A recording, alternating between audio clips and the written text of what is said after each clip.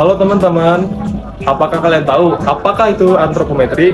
Nah, jadi definisi dari antropometri sendiri adalah suatu studi yang berkaitan dengan pengukuran dimensi tubuh manusia. Nah guys, kalau menurut Sanders and Rekomi ini, antropometri itu sebuah pengukuran dimensi tubuh atau karakteristik tubuh manusia yang relevan dengan desain tentang sesuatu yang dipakai manusia.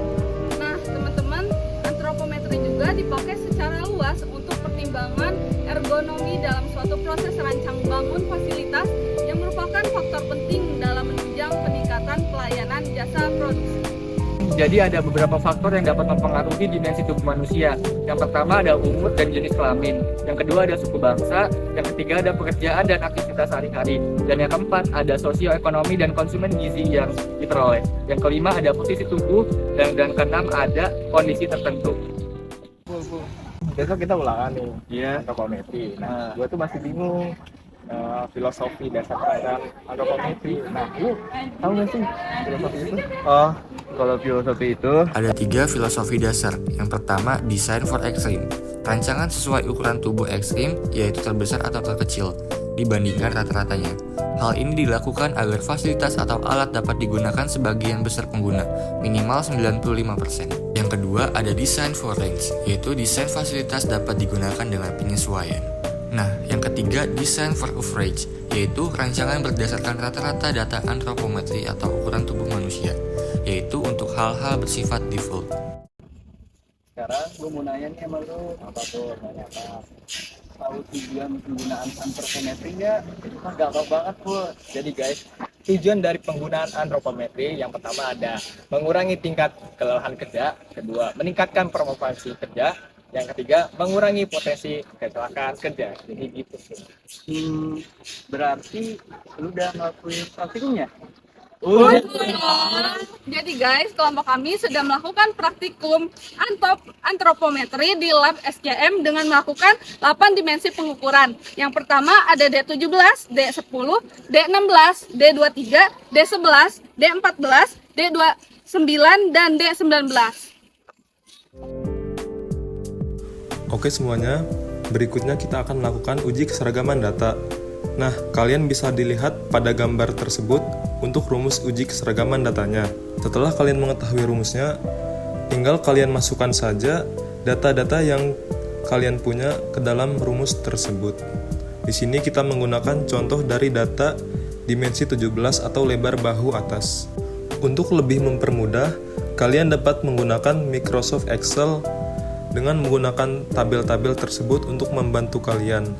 Nah, setelah itu, kalian dapat membuat grafik otomatis menggunakan Microsoft Excel tersebut. Dan hasilnya seperti ini. Nah, bisa kalian lihat pada grafik tersebut, garis berwarna biru tidak melewati garis berwarna oranye ataupun melewati garis berwarna abu-abu. Maka, karena X-barnya 37,1429 dan itu tidak melebihi BKA dan BKB, maka data D17 dinyatakan seragam. Nah, yang berikutnya adalah uji kecukupan data. Kalian dapat menghitungnya dengan menggunakan rumus ini. Setelah itu, kalian dapat memasukkan data-data yang kalian punya ke dalam rumus berikut ini. Di sini kami menggunakan data dari dimensi 17 sebagai contoh untuk pengukurannya. Nah, nilai N aksen dari D17 adalah 20,68. Setelah kalian menghitung D17, kalian dapat menghitung dimensi lainnya, lalu memasukkannya ke dalam tabel seperti pada gambar berikut ini. Selanjutnya ada perhitungan uji distribusi normal.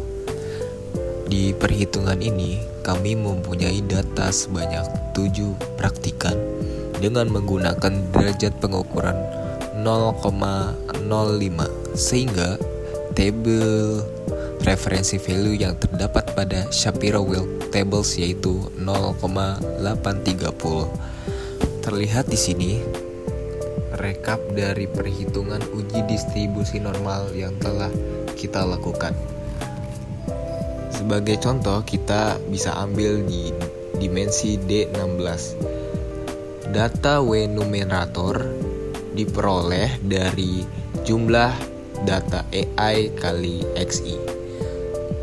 Kemudian Data W denominator diperoleh dari jumlah data X dikurangin X bar dikali 2. Kemudian untuk hasil W itu diperoleh dari data W numerator dibagi W denominator. Hasilnya 0,86305. Karena data tersebut melebihi data p-value-nya yaitu 0,830, maka data tersebut bisa dinyatakan normal. Sebaliknya, jika data W tersebut di bawah p-value-nya, maka data tersebut dinyatakan tidak normal. Oke guys, jadi gimana nih? Udah pada ngerti belum apa itu antropometri? Nah, sekian dari kelompok kami. Terima kasih.